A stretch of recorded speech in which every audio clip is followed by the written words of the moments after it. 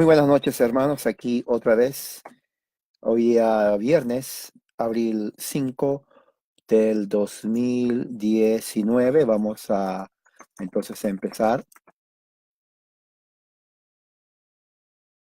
nuestro estudio de la Confesión de Fe de Escocia.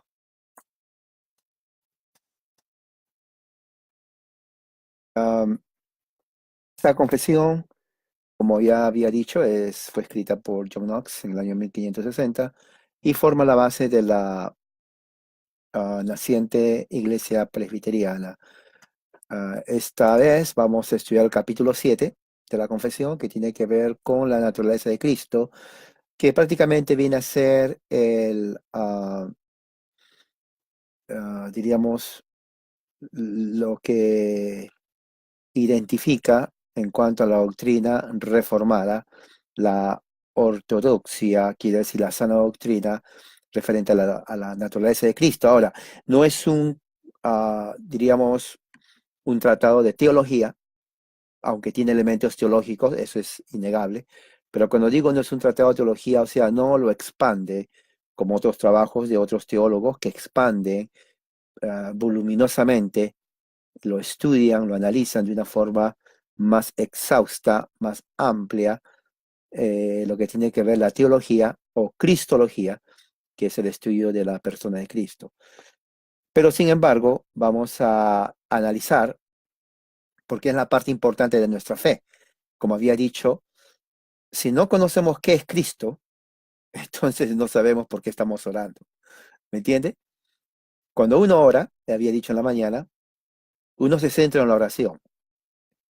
Incorrecto. Cuando uno ora, se debe centrar en Dios. Ahora, no solamente uno se centra en la oración, uno se centra en las peticiones. Incorrecto. Uno se tiene que centrar en Dios. Entonces, tenemos que cambiar esa mentalidad tradicional religiosa que bueno, hay que venir a Dios a pedirle. La oración es un momento de acercamiento espiritual con Dios por medio de Jesucristo. Las peticiones es simplemente una de nuestra necesidad. Pero cuando llegamos a Dios, no llegamos para llenar nuestra necesidad, sino para adorarle a Él. Recuerde eso. Porque existe el peligro, como sucede en la mayoría de las religiones, de acercarse a Dios viendo a Dios como un benefactor que nos da las cosas que le pedimos. Y aunque es cierto que Dios promete en su palabra eso, también es cierto que Él a veces no da lo que le pedimos,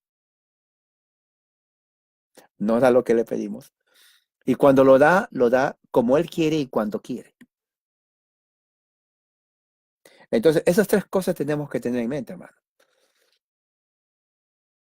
Pero lo que sí es seguro, 100%, es que cuando nos acercamos a Dios en oración, por medio de Jesucristo, Él nos escucha. Por eso que la cristología, el estudio de la cristología es tan importante, porque si usted no sabe quién es el Cristo a quien usted adora, entonces yo no sé qué clase de fe cristiana tiene usted. Por eso siempre digo, exhorto a ustedes, usted debe estudiar las escrituras. Si usted no estudia las escrituras, usted no va a crecer. Así, así de simple, hermano. Alguien por ahí una vez dijo, hace unos momentos, no unos momentos, pero un tiempo atrás, me dijo, bueno, yo no tengo tiempo de estudiar mucho la Biblia porque estoy ocupado. Y cuando tengo tiempo lo leo. Yo me acuerdo que mi papá se compraba periódicos y los devoraba los periódicos. Y yo le decía, pero ¿por qué compra tantos periódicos? Le decía yo. No basta con uno que está en las noticias.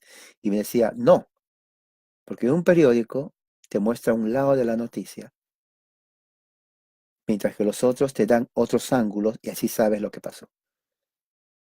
Y yo me pongo a pensar, ¿Por qué no ponemos esa actitud en el estudio de la Biblia? No es, oh, lo voy a leer cuando tenga tiempo. Honestamente, no lo lea. Si esa es la actitud, cuando tenga tiempo, no lo lea. De verdad, no lo lea. Es como decir, voy a comer cuando tengo tiempo. Y usted no puede decir eso. Usted sabe que en la mañana el alimento es indispensable para el cuerpo. Es igual el espíritu. Entonces, si usted se llama cristiano protestante evangélico, entonces obviamente usted sabe que tiene que estudiar la Biblia. No necesita que se lo repita. Yo no necesito que mi pastor me repita. Años yo sé que tengo que estudiar la Biblia. No necesito motivación, no necesito estímulo. Yo sé que tengo el deber y la obligación de estudiar la Biblia. Tengo que hacerlo. Tengo que hacerlo. No tengo otra alternativa. Entonces, nuestro crecimiento depende de eso. Cuando estudiamos la cristología de Cristo, tenemos que saber el Cristo a quien nosotros creemos. Y esa es la razón por la cual los catecismos y las confesiones son hechos. Y eso lo vamos a ver en este momento. Vamos a hacer, esto fue solamente una introducción, vamos a hacer una oración. Padre Celestial, gracias por tu amor y misericordia y enséñanos a poder entender lo que vamos a estudiar en el nombre de Jesús. Amén. Hoy vamos a estudiar el capítulo 7 de la confesión y lo voy a poner aquí. Y es un tema muy importante. Como dije, hay muchos tratados de teología que explican eso. Bastante. Nosotros no vamos a hacer eso, solamente vamos a leer lo que dice la confesión, pero vamos a también, como tiene elementos teológicos, entender qué significa. Ahí está. Dice así, ¿por qué fue necesario que el mediador sea muy Dios y muy hombre? Reconocemos la respuesta y confesamos que esta conjunción tan maravillosa entre la deidad y la humanidad en Cristo, Jesús procedió del decreto eterno e inmutable de Dios, de donde también nace y depende nuestra salvación. Ahora, esto se tiene que uh, disectar. Disectar significa lo que hace el cirujano con el bisturí. Corta con el bisturí de una forma tan precisa el tejido humano y con las pinzas va disectando, separando el tejido que cortó de una forma tan cuidadosa hasta diríamos perfecta, poco a poco, para ver dónde está el mal. Esa habilidad de cirujano, concentración y conocimiento, es lo que se necesita cuando uno estudia las escrituras. Ahora entiende por qué cuando usted pone un texto de escritura, es como tirar una carne y decir, bueno, ahora cocínate solo. No, la carne está bien, pero no se va a cocinar solo. Es más, tampoco se puede cocinar una carne así. Hay que aderezarlo, preparar la carne, de tal manera que cuando se cocine en el fuego preciso, la temperatura exacta, por el tiempo necesario, salga una riquísima, exquisita carne. La Biblia es así. Cuando estudiamos, a ver, ¿qué pasaje voy a estudiar? Ah, Salmo. Ya lo leí. Cierro la Biblia. Mejor no lo hubiera leído, hermano. Honestamente, mejor no lo hubiera leído. Recuerde el doctor. Tenemos que abrir las escrituras, leer, estudiar y empezar a usar el bisturí para sacar de la misma escritura lo que nos está diciendo. Algo parecido es con las confesiones. ¿Por qué? Por ejemplo, esta confesión fue escrita en el año 1560, 660, 760, 860, 960. Son más de 400 años que se escribió. Juan Knox no está aquí para preguntarle, a ver Juan, Dinos qué tenías en mente cuando escribiste esto. Pero lo que sí podemos hacer es comparar en ese tiempo dónde él se inspiró o qué fuentes él usó para escribir lo que escribió. Recuerde la fecha, 1560. Ahora, ¿qué es lo que dice? La pregunta dice, ¿por qué fue necesario que el mediador, o sea, entre Dios y el hombre, sea Dios y muy hombre? ¿Por qué fue necesario? Yo le pregunto a usted, ¿por qué usted cree que es necesario? Si alguien le pregunta, a ver, dime, ¿por qué fue necesario que Jesucristo sea Dios y sea hombre? Usted tiene que saber eso. Usted tiene que saber cómo responder, porque usted es cristiano. Ya hemos visto la semana pasada que hay herejías que niegan la divinidad de Cristo, digan que Cristo es eterno, los testigos de Jehová, los arrianos y otros enseñaban y enseñan que Cristo fue creado, tuvo un principio y tiene un fin, y no es Dios. Bueno, nosotros los cristianos sabemos que Jesucristo es Dios, hombre.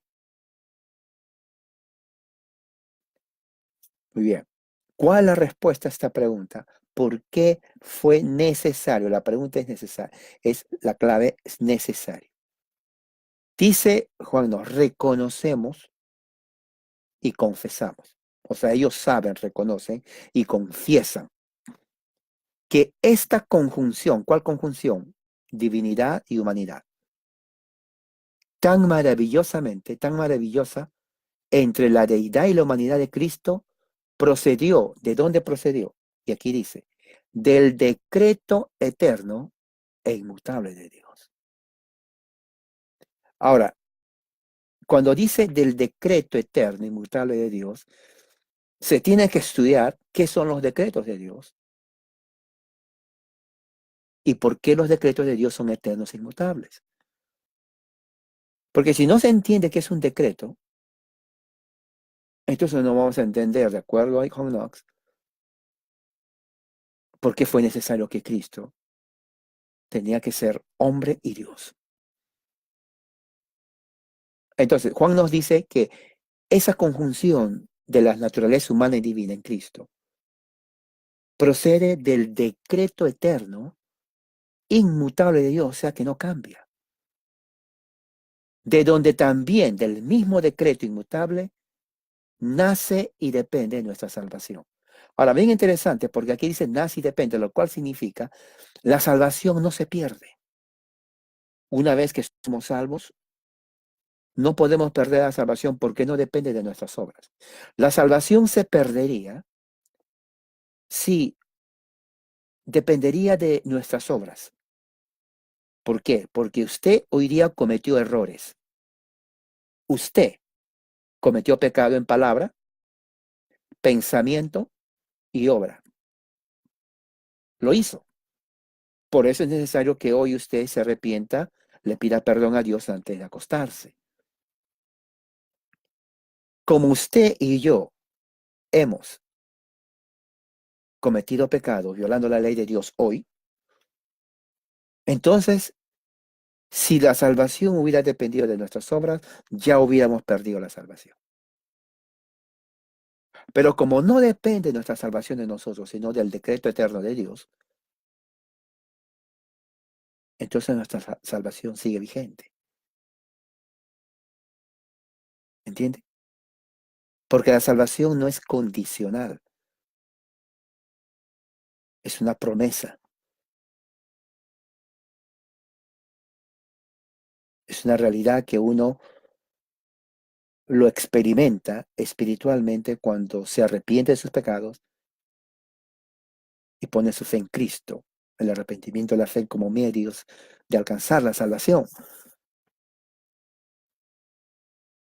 Entonces, cuando dice aquí Juan Knox que la humanidad y la divinidad se juntan en Cristo, eso nace del decreto supremo eterno de Dios. La pregunta es, ¿Dónde se inspiró? Ahora, vamos a hacer un poco de historia aquí. Yo quiero que ustedes me sigan, porque de aquí van a aprender muchas cosas. Vamos a hacer un poco de historia, ¿ok? Juan Knox escribe su carta o su confesión en el año 1560. El Parlamento escocés le pide a él que elaboren una confesión porque el presbiterianismo se convierte entonces en la religión oficial de Escocia. El episcopado inglés sale y el Parlamento adopta el presbiterianismo como la religión verdadera del imperio. Verdadera, recuerde bien, religión verdadera. Y le piden a Juan Knox y a sus amigos que hagan una confesión. Lo hacen en 5 días, lo terminan. 5 días, hermano. Fue rápido. 5 días. Fueron 5 personas, con Knox fueron 6. Cada uno tenía como primer nombre Juan. Por eso se llaman los 6 Juanes. Lo hicieron. Entonces, la pregunta es, ¿cómo se inspiraron? ¿Qué hicieron para que lo terminen en 5 días? Porque estos no estaban escribiendo un reporte de deportes, estaban escribiendo una confesión de fe, teología. Entonces, una de las razones que creo, y yo creo que la evidencia histórica lo comprueba, es que Juan no se basó en documentos ya escritos antes de su confesión.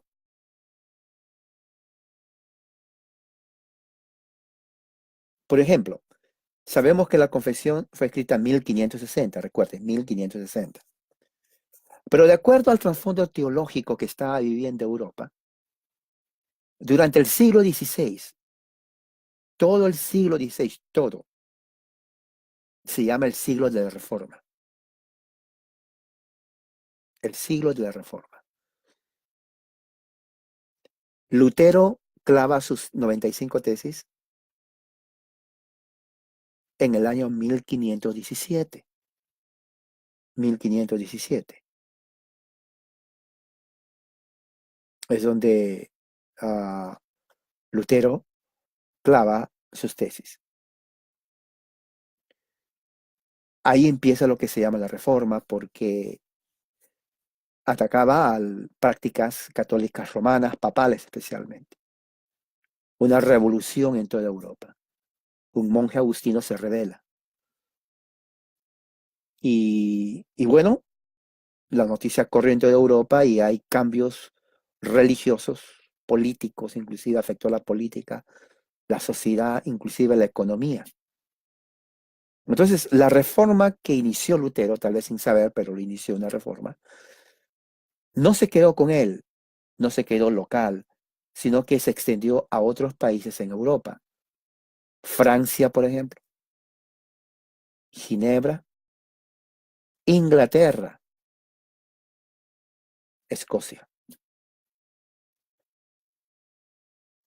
Una vez que históricamente el año 1517 lo toman como el año del inicio de la reforma, uh, unas décadas después, unos 20 años después, un abogado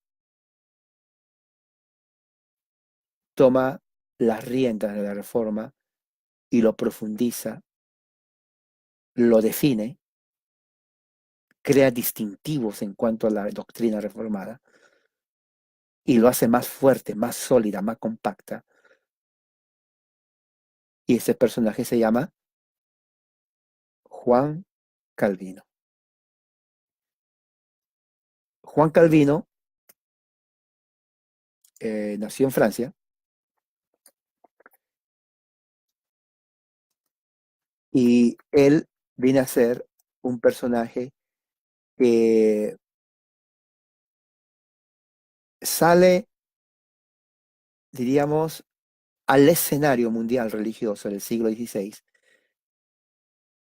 a mi entender, sin quitar mérito a Martín Lutero, como uno de los reformadores en el pensamiento y teología cristiana, pensamiento y teología cristiana, más influyente que el mismo Lutero,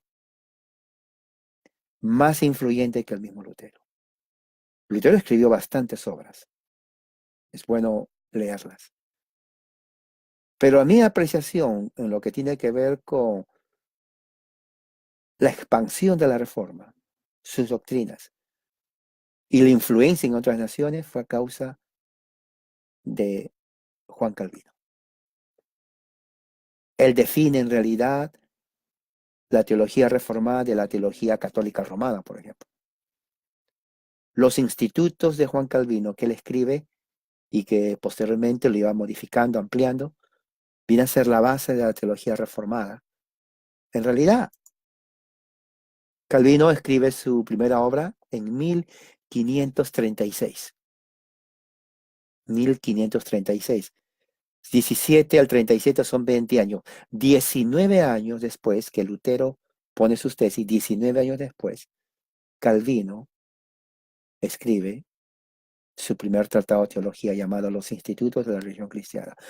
Eventualmente, a través de los años, Calvino va agregando más, lo va añadiendo más hasta que llega al punto donde la versión que nosotros lo conocemos.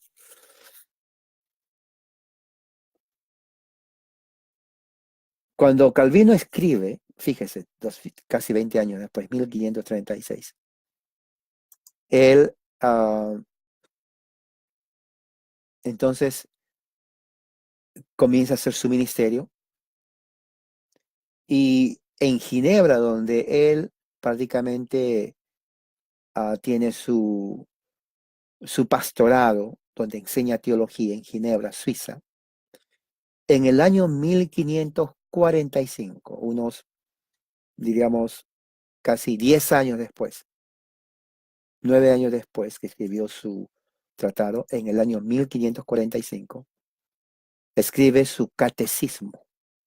Calvino escribe su catecismo, el primer catecismo de la Iglesia Reformada en ese entonces. Ahora, Lutero también escribió un catecismo, ¿ok? Pero estamos hablando en esta parte de Calvino. ¿Por qué? Por la relación que existía entre Juan Knox y Juan Calvino. Ok, 1545, Juan Calvino escribe su catecismo en Ginebra. Recuerden, 1536 escribe sus instituciones y 9 años después, 1545, escribe su confesión de fe en Ginebra. Ahora, dentro de esa confesión de fe en Ginebra, vamos a leer lo que Calvino escribió referente a la naturaleza de Cristo. ¿Ok? Y vamos a leer 3 preguntas que él hace en su confesión referente a en su catecismo referente a la naturaleza de Cristo. Primeramente, la pregunta 50 en el Catecismo de Ginebra que escribió Juan Calvino dice, ¿qué quieres decir con las 2 oraciones? Concebido del Espíritu Santo y nacido de la Virgen María. Concebido del Espíritu Santo y nacido de la Virgen María. Respuesta, es lo que dice la respuesta de Calvino en su catecismo. Dice, que se formó en el vientre de la Virgen, fíjese, de su sustancia para ser la verdadera simiente de David. Mire, para ser de la verdadera simiente de David, como lo habían predicho los profetas, y que esto fue hecho efecto por la acción milagrosa y secreta del Espíritu sin que haya conexión humana. Entonces aquí nos está diciendo que cuando dice concebido del Espíritu Santo, nacido de la Virgen María, se está refiriendo al trabajo del Espíritu Santo en el vientre de María, ¿no? Según profetizado por los profetas, pero que no hubo ninguna conexión humana. Quiere decir que no hubo sexo humano como generalmente se hace en la naturaleza.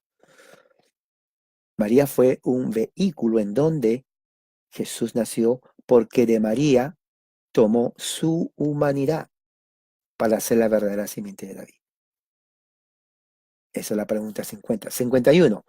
¿Fue importante entonces que asumiera nuestra naturaleza? Y dice, muchísimo.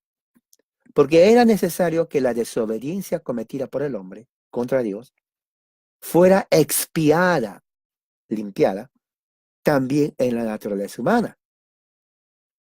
Pues tampoco podría nuestro mediador ser de otra manera para hacer la reconciliación entre Dios y el hombre. Lo que está diciendo aquí es que en esta pregunta era necesario que Jesús asumiera la naturaleza humana, claro, porque no había otra manera de hacerlo, lo que está diciendo.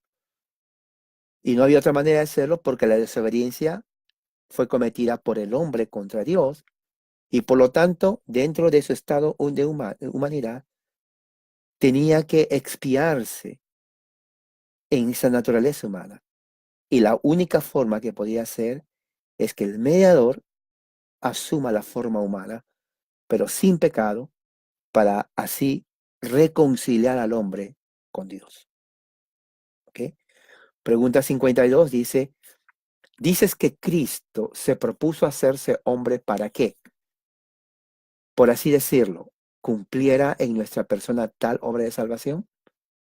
Dices que Cristo se propuso hacerse hombre para que, por así decirlo, cumpliera en nuestra persona la obra de salvación. Respuesta, así lo creo, dice Calvino, porque debemos prestar de Él, de Jesús, lo que nos falta a nosotros. Y esto no puede hacerse de otra manera. Lo que está diciendo aquí es que era necesario que Cristo se haga hombre para nuestra salvación, porque nosotros tomamos de Él lo que nos falta, porque no hay otra manera de hacerlo.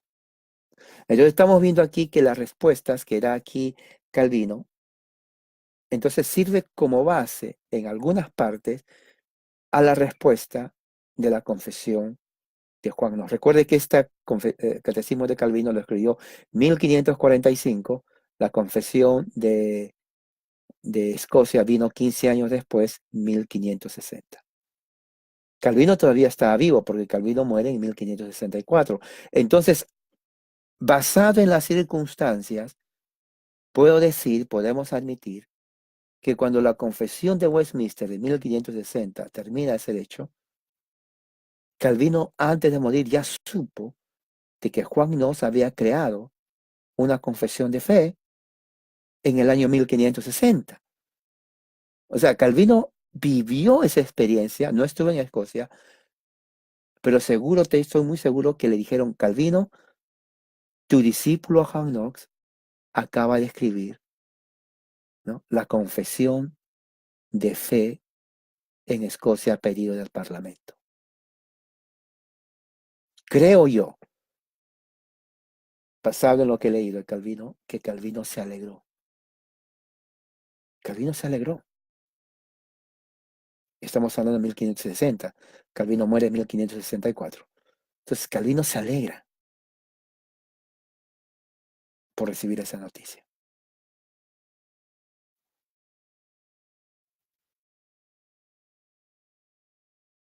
¿Ok?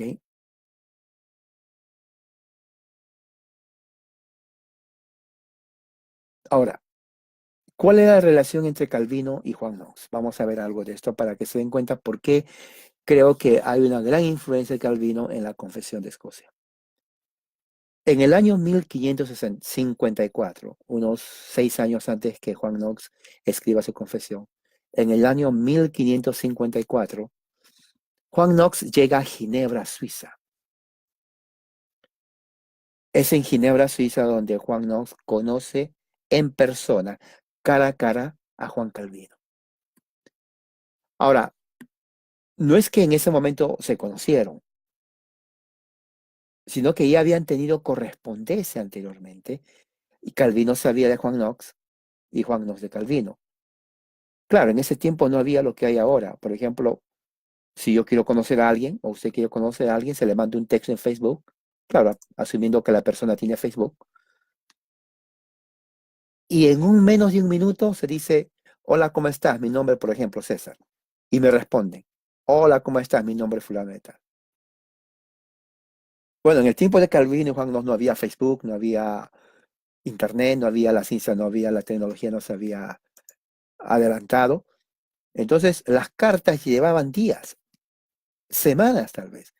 Porque imagínense, Knox estaba en Escocia, Juan Knox estaba en Ginebra. Entonces, quien sea que llevaba por tierra, pues pasaba días o semanas para llegar de un lugar a otro y luego escribía y otra vez llegaba, ¿no? O sea, que fue una correspondencia donde el tiempo se notaba largo.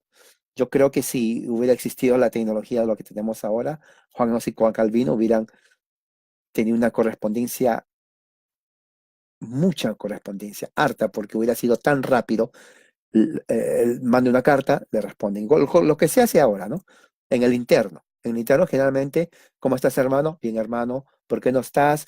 ¿Qué ha pasado? Sí, me pasa esto. O sea, el diálogo es tan fluido en la internet, cuando hablo con ustedes, en el internet es fluido, que no hay necesidad de que yo escriba una carta grandísima, porque la comunicación será en ese momento. Si, por ejemplo, si yo les digo en este momento, ah, no, gracias y paz, hermanos, aquí,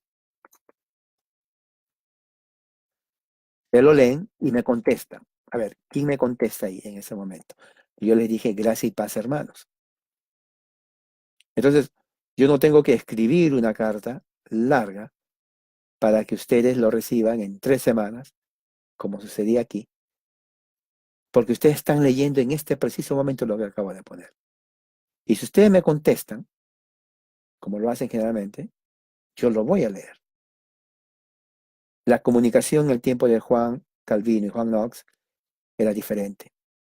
Pero aún así ya se conocían ellos, ya se conocían. Entonces, ¿qué sucede? En que el año 1554 nos comenzó a viajar, ¿no?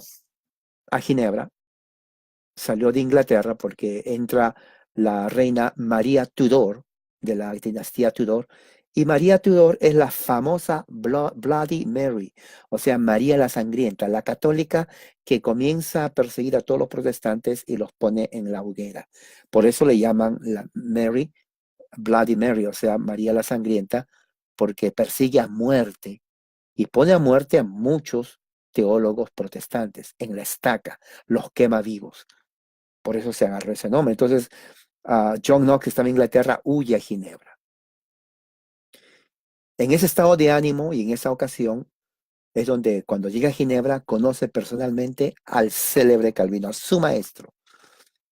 Y fue tan rápido la amistad que formaron que Knox respetaba, de acuerdo a las cartas, ya voy a leer aquí, Juan Knox tenía un respeto altísimo a Juan Calvino. Lo quería mucho, de veras. Juan Knox le quería mucho a Calvino.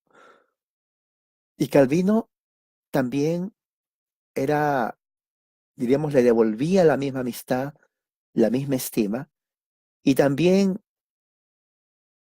consideraba con mucho aprecio a Juan Knox.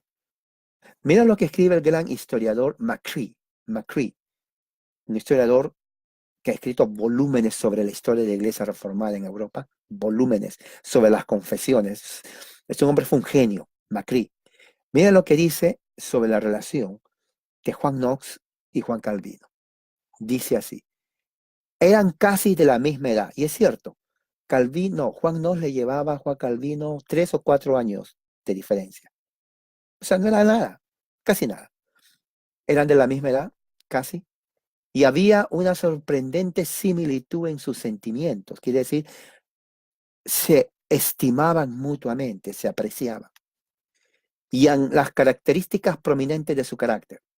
El reformador de Ginebra estaba muy satisfecho con la piedad y los talentos de Knox, quien a su vez tenía una mayor estima y deferencia para Calvino que cualquier otro de los reformistas. O sea que habían otros reformadores en ese tiempo, grandes teólogos en la reforma que escribieron. Voy a mencionar sus nombres. Pero de entre todos los reformadores famosos de ese tiempo, Juan Knox tenía un amor, sentimiento especial a Juan Calvino. De veras, es increíble, ¿no? Muchos no saben esto, pero es muy hermoso ese sentimiento que tenía Knox a Calvino. Fue en este periodo de 1564 que Juan Knox, estando en Ginebra, llega a leer el catecismo que escribió Calvino en el año 1545. Juan nos lo leyó, lo conocía el catecismo, porque estaba en Ginebra. Recuerde, Juan Calvino le enseñó, le educó en la teología reformada. Entonces, creo yo certeramente que para el tiempo que Knox escribe su confesión 1560, cuando va a Escocia, él lleva consigo, tal vez creo, estoy conjeturando, pero creo que estoy correcto, una copia de la confesión de Juan Calvino. Lo lleva. Y fue esa copia que en donde Juan Knox se inspira. No lo copió de palabra a palabra, pero lo leyó. Estuvo muchos años ahí con Juan Calvino y lo lee. Ahora, ya establecimos eso. Ahora, vamos a ver otro documento que fue influenciado por el catecismo de Calvino, también, y por Calvino mismo, y que nos ayude a entender la confesión de Escocia. ¿Por qué? Porque el catecismo que vamos a ver ahorita también se inspiró o fue inspirado por Juan Calvino, por su catecismo de él. Entonces, estamos viendo cómo Juan Calvino se convierte en el centro, en la cabeza, el origen de muchas confesiones reformadas. El catecismo que me refiero es el famoso y bien importante catecismo de Heidelberg. El catecismo de Heidelberg fue escrito en 1563. Ahora, fíjese cómo va. Primero, Calvino escribe su catecismo 1543, perdón, 45. 1555, Juan Knox va a Escocia, perdón, a Ginebra, se conoce con Juan Calvino. Luego le mandan a llamar a Knox a Escocia en 1559. De 1554, cuando conoce a Calvino, a 1559 son como 5 años. En esos 5 años, Knox ya estaba totalmente preparado y conocía el catecismo de Juan Calvino. Cuando llega a Escocia y le dice el Parlamento, hazte una confesión de fe, Calvino Knox ya tenía una herramienta en donde leer y basarse el catecismo de Juan Calvino. Pero ahí no queda todo. Juan Knox escribe su catecismo, su confesión en 1560. 3 años más tarde, en 1563, ocurre otro documento histórico de la fe reformada importantísimo, el catecismo de Heidelberg. Ahora, ¿quién escribió el catecismo de Heidelberg? Fue escrito por otro discípulo de Juan Calvino. Fíjese, ¿quién fue? Fue Zacarías Ursino. Fue otro discípulo de Juan Calvino y contemporáneo al mismo tiempo de Juan Knox. Entonces estamos viendo que de la academia del pastorado de Juan Calvino salieron teólogos impresionantes. Ahora, en el año 1563, 3 años después de la confesión de fe de Escocia, se reúnen 2 jóvenes teólogos, uno de la enseñanza de Juan Calvino, Ursinos, y el otro de influencia luterana, Felipe Melanchthon.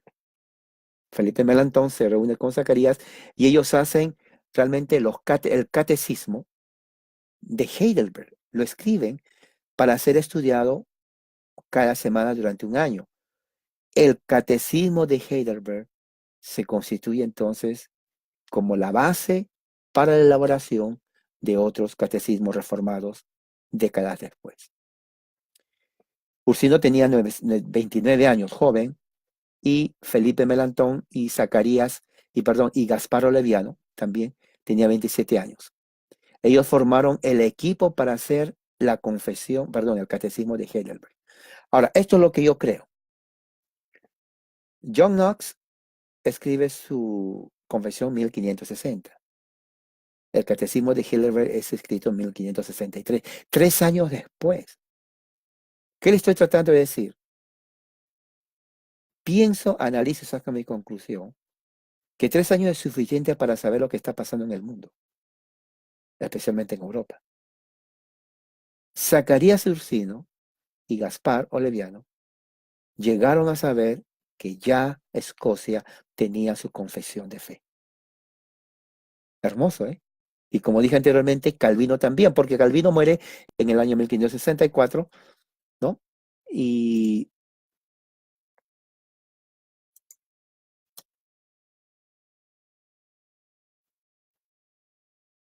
entonces él ya sabía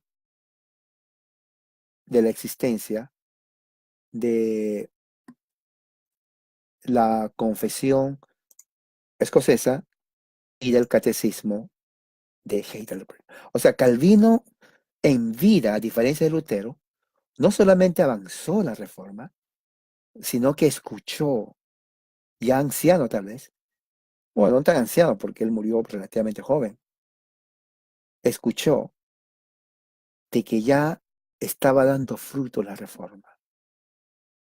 Qué hermoso, ¿no? Y que esos frutos fue por los esfuerzos, los escritos teológicos que Juan Calvino hizo. Para el año 1563 sus instituciones ya habían sido terminadas. Entonces, según mi teoría basada en los hechos, Ursino y Oleviano ya sabían de la existencia de una confesión de fe en Escocia. Entonces ellos, inspirados, y también por la enseñanza de Juan Calvino de Ginebra, cuando estuvieron en Ginebra, entonces elaboran un catecismo para todo el año, que se lean semanalmente. Y no era tarea fácil. Estamos hablando de teología, hermano. Entonces, en 1560, justo en el año donde Juan nos presenta la confesión, Ursino y Oleviano comienzan a escribir el catecismo de Heidelberg y lo terminan en 1562. Fíjese la diferencia. Mientras Juan Knox llevó solamente 5 días, el catecismo de Heidelberg llevó 2 años. 2 años para terminar. Eso nos indica el trabajo de mentes teológicas. Fíjese, no le escribieron, escribe esto. El trabajo concienzudo, en serio, de nuestros padres reformados. Tenemos que tomar su ejemplo.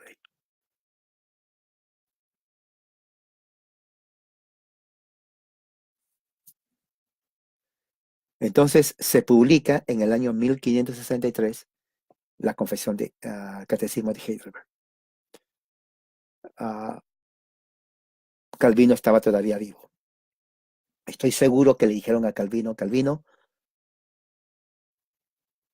tu discípulo Ursino, con otro más, terminaron el Catecismo de Heidelberg para todo el año. Yo estoy seguro, hermano, que Calvino se sintió tan feliz antes de morir.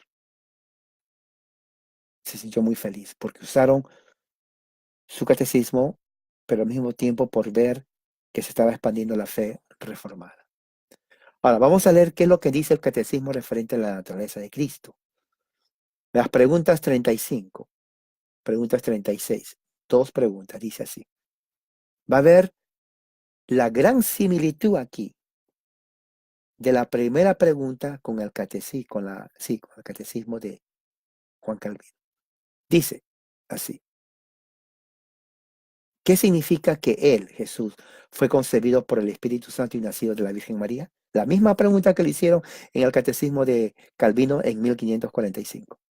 Dice que el Hijo Eterno de Dios, que es y sigue siendo el Dios verdadero y eterno, tomó para sí, a través de la obra del Espíritu Santo, fíjense, de la carne y sangre de la Virgen María, también, una verdadera naturaleza humana para que él también pueda convertirse en el verdadero descendiente de David, igual como sus hermanos y hermanas en todos los sentidos, excepto por el pecado.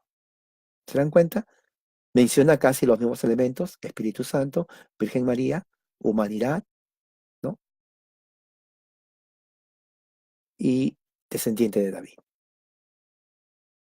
La última pregunta, o la siguiente pregunta en cuanto al de Cristo, pregunta 36, dice: ¿y cómo te bendecirá la Santa Concepción y el nacimiento de Cristo? Respuesta: Él es nuestro mediador, y a los ojos de Dios cubre con su inocencia y perfecta santidad mi pecado en el que fui concebido. O sea, la expiación, la expiación. Entonces, cambian palabras, pero el sentido es el mismo. Entonces, estamos viendo cómo Calvino influenció grandemente la Confesión de Fe de Escocia, 1560, y al mismo tiempo el Catecismo de Heidelberg, 1563, y cómo estoy seguro que el Catecismo de Heidelberg también fue inspirado, diríamos inspirado no del Espíritu Santo, sino motivado a sus escritores, porque ellos ya sabían también que la Confesión de Escocia ya había sido escrito 3 años antes. Entonces vemos la relación de estas confesiones, hermano, tan rica en cuanto a nuestra profesión de fe. Y voy a leer otra vez lo que leímos capítulo 7. Porque fue necesario que el mediador sea muy Dios y muy hombre. Reconocemos, confesamos que esta conjunción o unión tan maravillosa entre la deidad y la humanidad de Cristo, Jesús, procedió del decreto eterno e inmutable de Dios, de donde también nace y depende nuestra salvación. El texto que ponen es Efesios 1, 3 al 6, un texto muy conocido. Lo hemos estudiado ya prácticamente el año pasado, cuando estudiamos el libro de Efesios, pero vamos a leerlo. Dice así, del 1 al 3. Pablo, apóstol de Jesucristo, por la voluntad de Dios, y a los santos y fieles en Cristo Jesús que están en Éfeso. Gracia, paz a vosotros, de nuestro Padre y del Señor Jesucristo. Bendito sea el Dios y Padre de nuestro Señor Jesucristo, que nos bendijo con toda bendición espiritual en los lugares celestiales en Cristo. Bueno, son hasta el 6, perdón. Según nos escogió en él antes de la fundación del mundo, para que fuésemos santos sin mancha delante de él, en amor habiéndonos predestinado para ser adoptados hijos suyos por medio de Jesucristo, según el puro afecto de su voluntad, para alabanza de la gloria de su gracia, con la cual nos hizo aceptos en el amado. Gloria a Dios. Entonces estamos viendo aquí, hermanos, cómo la relación entre confesiones, ¿no? Para sumarizar, hacer un resumen, Juan Knox escribe su Confesión de Fe en 1560, basado en el Catecismo de Juan Calvino de 1535. 3 años después, 1563, un discípulo de Calvino, contemporáneo de Juan Knox, y se conocían también, escribe con otro reformador el Catecismo de Heidelberg. El Catecismo de Heidelberg. Para ese entonces, Calvino sabe de los dos documentos, la Confesión de Fe de Escocia y también el de Heidelberg. Luego de eso, Calvino muere en 1564, el último reformador de la primera generación muere, siendo y sabiendo que el último país o el país entero de Escocia asume toda la reforma en gobierno y en ministros religiosos. Qué hermoso, ¿no? Entonces, hermanos, de esta forma entonces terminamos en lo que se refiere a esto que tiene que ver con porque era necesario, ¿no? Como dice aquí, que el mediador sea muy Dios y muy hombre. No 50% hombre, no 50% Dios, sino totalmente Dios y totalmente hombre. Esa es nuestra doctrina cristiana. Eso es lo que creemos y la Biblia nos enseña. Claro, no es un tratado teológico, otro libro de teología le expande, pero les quise ver la relación de la fe reformada que existía en ese entonces. Muy bien, hermano, entonces vamos a despedirnos ahora con una oración. Padre Celestial, gracias por tu amor y tu misericordia, que hayamos entendido y ser edificados en el nombre de nuestro Señor Jesucristo. Y amén, hermanos, que la gracia y la paz sea con todos ustedes. Amén.